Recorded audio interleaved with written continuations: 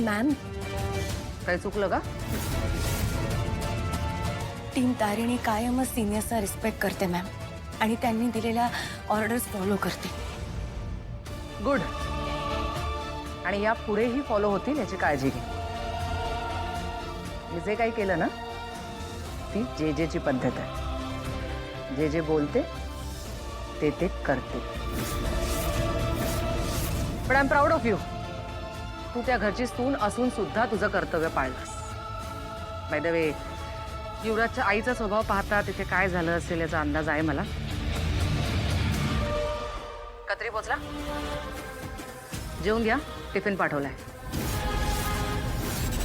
आणि हो, हे एक ऑफिसर म्हणून नाही, तू वसुताईची मुलगी आहेस म्हणून करते. ड्युटीच्या पहिल्या दिवसापासून वसुताई मला टिफिन आणायची. त्याची परतफेड तर नाही करू शकत. तिच्या लेकीला सांभाळून तर घेऊ शकते ना. अजून काही प्रॉब्लेम? No ma'am. गुड. काय असेल तर कळव. Good night. करतेस मम्मा? ते डब्बा युवीसाठी. युवीला भूक लागली असेल ना, आणि तुम्हाला माहिती आहे ना त्याला भूक अजिबात सहन होत नाही, मग तो चिडचिड करत राहणार. मी पटकन डब्बा देऊन येते. निशी अगं केवढी रात्र झालीये आणि तिथे पोलीस स्टेशन मध्ये सोडणार सुद्धा नाही भेटायला. असे कसे नाही सोडणार? ते बायको आहे मी त्याची. माझा नवरा तिथे तुरुंगात आहे. मी जाणार. आणि काही बोलले ना तर मी भांडेन त्यांच्याशी. त्यांना सांगेन तुम्ही हवं तर मलाही तुरुंगात टाका. मला युवी सोबत राहायचंय. शांत हो जरा, शांत हो. मम्मा, युवीचा विचार ना माझ्या डोक्यातनं जातच नाहीये. मी काय करू? तो काय करत असेल, कसा असेल, काय खाल्लं असेल, कसा झोपत असेल? तुम्हाला माहिती आहे ना त्याला लादीवर झोपायची सवय नाहीये. तो तिथे कसं झोपेल? मी ना एक काम करते. मी डब्यासोबत आहे ना अंथरूण आणि पांघरूण घेऊन जाते. ऐक ये मम्मा, एक काम मला जाऊ दे. डब्यासोबत मी शांत हो. कशी शांत हो? आता कुठे एमएनएनची जबाबदारी युवीवर पडली होती. किती मनापासून काम करत होता युवी. सगळं कसं छान छान चालू होतं. आणि हे कुठून आले हे पोलीस? कशाला आले? का आले ते आपल्या? हे बघ, तू जे काही म्हणतेस ते सगळं खरंय, आणि हेही तितकंच खरंय की आपला युवराज निर्दोष आहे. त्यामुळे आपण त्याला लवकरात लवकर या सगळ्यातून बाहेर काढणार. निशी, तू थोडंसं खाऊन घेतेस का? मला नको आहे. निशी, अनप्रेडिक्टेबल. तू इथे काय करतोय? तू इथे कशाला आलायस? जे मॅडमनी डबा पाठवलाय. मला नाही जे मॅडमचं काही कळतच नाहीये. अशा कशा वागतायत ह्या? मध्येच अशी काहीतरी ऑर्डर देतात जी फॉलो करणं खूप जास्त अवघड होऊन जातं. मध्येच ही अशी काळजी करतात. पण बॉस, एक नक्की, तुझ्या आईने जी माणसं जोडून ठेवली आहे ना, साधू सर झालेत किंवा जे मॅडम, ही माणसं तुझ्या आईच्या गुन्हेगाराला शोधून काढण्यासाठी नक्की मदत करतील. आणि युवराजचं पकडलं जाणं ही त्याची सुरुवात असेल.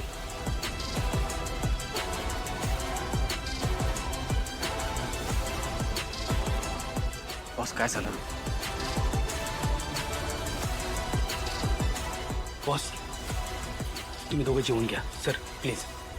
नाही वहिनी, सगळे घरातले उपाशी आहेत, कोणी काही खाल्लेलं नाहीये. असू देत. आणि युवराज घरात नसताना अख्खं घर कसं सोनं सोनं वाटतंय कळत नाहीये का तुला? आणि त्याची काहीही चूक नसताना त्याला मिळाली ना शिक्षा, मग आता घरातल्या सगळ्यांनी शिक्षा भोगायची, राहायचं उपाशी. ज्यांच्यामुळे झालंय ना. युवीला काय झालं युवराज रावांना? हा, काय ग, बरे आहेत ना ते? मम्मा, युवीला पोलिसांनी पकडून नेलंय. पोलीस घेऊन गेलेत? निशू, काय बोलतेस तू? काय केलंय असं युवराज रावांनी? युवीने काही केलं नाहीये बाबा. मग हे सगळं तर तारिणीने केलंय. काय? तारिणीने?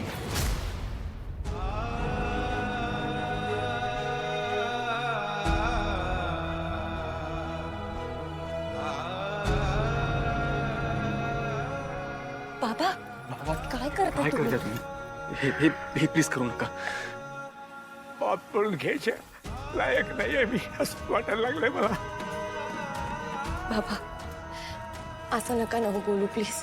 का नको म्हणू? काही चूक नसताना माझी दोन्ही पोरं रात्रभर घराबाहेर राहिले का? खरं बोलण्याची शिक्षा म्हणू, बाकी सोडा. सारं घरातलं पाणी सुद्धा विचारू शकत नाहीये तुम्हाला. इतका हतबल झालाय हा तुमचा बा. खरंच दोषी आहे मी तुमचं. नाही हो बाबा, असं काही नाहीये. आणि आम्ही काय रागवलं नाही होत कोणावरही. पद्मिनी काकूंनी जे काही केलं ते एक आई म्हणून केलं ना. आपल्या पोटच्या लेकराच्या बाबतीत जर असं काहीतरी झालं तर कुठलीही आई असंच वागेल. आणि तुम्ही तुमच्या बायकोच्या निर्णयाचा आदर केलाय. मग तुम्ही तरी कुठे चुकलाय? हा, तुम्ही स्वतःला त्रास नका करून घेऊ. कसं चुकलो नाही ग? बायकोचा अहंकार जपण्याच्या नादात बापाचं कर्तव्य मागे पडलं माझं. तुझ्या डोक्यावरचं छप्पर कधीही जाऊ देणार नाही असं म्हटलं होतं मी तुला. पण काल तुला घराबाहेर काढलं त्यावेळेला काही करू शकलो नाही मी. ना तुझ्यासाठी काही करू शकलो, ना युवराजसाठी काही करू शकतोय. बाप म्हणून खरंच हारलो आहे मी, खरंच हारलो. नाही बाबा, नाही. निशू बघ, शांत हो बाळा, शांत हो. मम्मा, मला ना कळतच नाहीये ग, मी काय करू? इथे दया पप्पांना ना तारिणीच बरोबर वाटते. तारिणीचं कधी काही चुकतच नाही, पण माझ्या युवीचं सगळं चुकतं. युवीच दोषी आहे, युवीच चुकीचं आहे असं वाटतं त्यांना. निशू, घाबरू नकोस बाळा. त्या घरातही तुझ्या बाजूने कोणी उभं राहत नसेल ना, तरी तुझी आई तुझ्या बाजूने उभी आहे. मी तुला एकटा पडू देणार नाही. मी आत्ताच्या आता तिकडे येते.